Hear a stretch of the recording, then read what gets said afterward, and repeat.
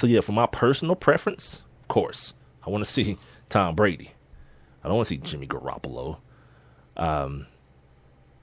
Speaking of Tom Brady, there's more to this letter. Sorry. There is actually more to the letter that describes the punishment and why the punishment is what it is. This is the Sports Kings podcast, by the way. I'm Big Mike holding it down solo. Rob Calloway couldn't make it, at least for the first hour. We're going to see what happens in the second hour, for the second hour of the show. We're being heard via Spreaker.com. Twitter, Instagram, and Facebook are our social media vehicles of choice. The handles are all three the same, at Sports Kings Live. So while you're listening to the podcast, if something is said that you disagree with or that you agree with or you think somebody made a good point or you think someone's doing a good job, go ahead and tweet it to us. No matter if it's a podcast from 3 weeks ago, we'll still respond the same way. We'll still have a little fun with you, have a little conversation back and forth if you so choose. Also, you guys can email the show. sportskingslive@gmail.com is the email address. The letter goes on to say in the last couple of paragraphs, quote, significant that key witnesses, Mr. Brady, Mr. Jastrzemski, and Mr. McNally were not fully candid during the investigation, end quote, meaning lies were told or things were being withheld and were found out later to be pertinent or they were found out to be lies later on through evidence gathering. Quote, the report identified no evidence of wrongdoing or knowledge of wrongdoing on the part of any member of the coaching staff, including head coach Bill Belichick, or by Patriots staff member other than Mr. Jastrzemski and Mr. McNally, including head equipment manager Dave Schoenfeld. Similarly, the Wells report is clear that the Patriots ownership and executives did not participate in any way in the misconduct or have knowledge of the misconduct, end quote. Now, I know what y'all saying. If the ownership and executives had no participation in it, what the hell? What's the $1 million about? What's the draft picks thing about? Well, here's what's happened with that. Because, again, Goodell is making this stuff up as he goes. And certain times, like, this is exemplary of someone painting themselves into many a different corner. He did this thing with the Falcons, with the crowd noise situation. It was one employee, coincidentally named Roddy White, not number 84, the wide receiver, but just a gentleman who controlled the sound named Roddy White. But in the process of that, after Mr. Blank said, you know what, we're guilty, we did this. We did it. He didn't lie to the commissioner. He was like, yep, we did it. Even after that, they stripped They stripped Rich McKay of his seat on the competition committee. They took draft picks and fined the team. Like, what was it, $350,000? All that because of some crowd noise. Now, I don't remember if it was one particular game or if it was for the whole season. I don't remember if I even read the particulars in the matter, but it happened. Now, you say, which one is worse? Now, people would say, well, the NFL obviously is saying that not only is deflating footballs worse, but the cover-up and the lies and the downright, smug attitude. Because remember, this thing at Salem University, that the speaking engagement Tom Brady had with Jim Gray, this happened while this was going on, while Troy Vincent was still mulling over. Tom Brady even mentioned it. It was only 30 hours in. So this is while Troy Vincent is still mulling over this thing. So you can assume that Troy Vincent, that Commissioner Goodell, they saw how young Tom Brady was acting. Now, I try to put it into some context. Saying he was playing to his crowd. He wasn't in Pittsburgh doing this thing or in Baltimore doing it. He was right there in the heart of New England, handling business, and doing the thing he was expected to do. No, I didn't do anything. What do you guys think? You think this taints the Super Bowl? No, Tom, we love you. That kind of stuff. But if you're the commissioner or if you're Troy Vincent, you don't look at it the same way. You look at it like, whatever, dude, you're not going to make a fool out of us. You're not going to stand up here and smile and and do that Tom Brady grin thing as though, how dare we? How foolish are we going to end up looking when I beat these charges? Yeah. Again, I remember the last guy that did that. His name was Mike Vick. Well, he probably wasn't the last guy, but I remember vividly him walking out of a Falcons highlight tape viewing at the Fox Theater and saying, y'all gonna see when it's all over with, they gonna still love Mike Vick. You watch. And I was like, all right, B, this is pretty serious because the feds are involved, but okay, cool. You have it your way, and we'll watch it play out, and we'll watch you transform yourself. Like that's always a thing, isn't it? Like when you black and you got like hair on your head, like dreads or braids or anything, the minute you find yourself having to go to court, you get suited and hair cutted immediately. And I know I said hair cutted, but yeah.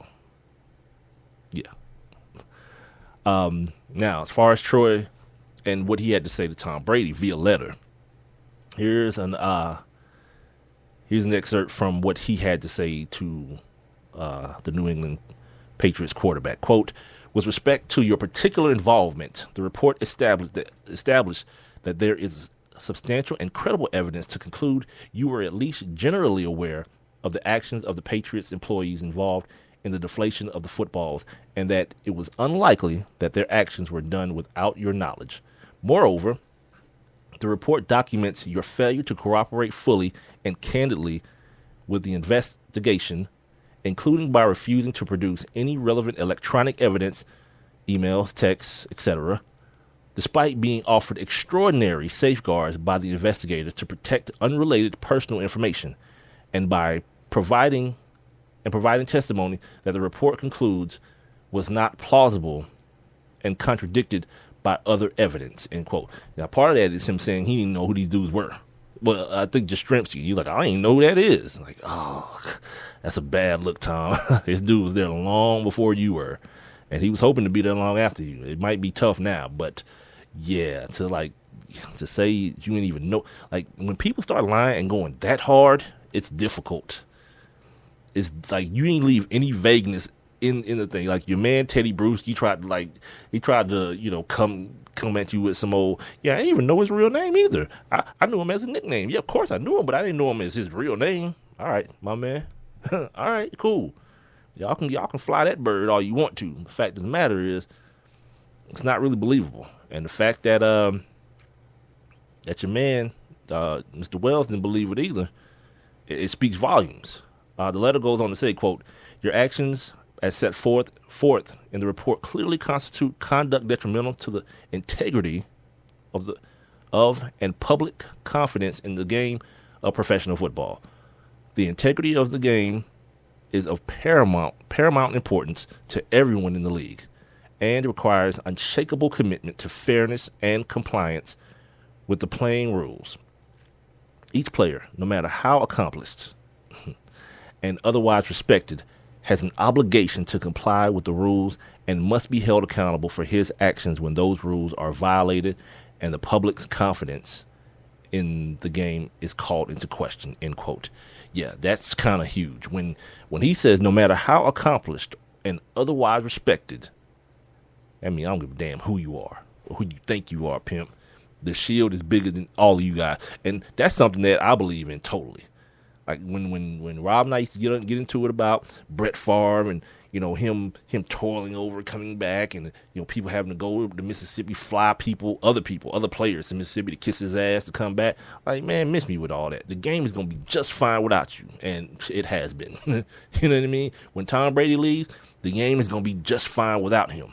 The NFL shouldn't give a damn who you are or who you've been propped up to be. Yeah, Tom Brady is one of the best quarterbacks, if not the best, that many of us have ever seen play the game of football. And I'm old enough to have seen Joe Montana play, and John Elway, and Dan Marino. One of my best friends, as a matter of fact, played in Dan Marino's final game against he played against the Jacksonville Jaguars and got it pushed way in. He got it good, too. So, yeah, I've got a chance in my life at 38 years old to see some great quarterbacks play in the NFL. And Tom Brady is amongst the best, if not the best. You understand? But, And then now there's going to be that but. And no one should in any earnest fashion try to knock down that but when it comes out of somebody else's mouth. That didn't sound right. Wait a minute. Okay, moving on. Yeah, because that's heading in a totally obscure direction that I wasn't intending on it going. So, and then here's the other thing. Adam Schefter, our guy Shefty, I was talking about him earlier. He said that people in the league office are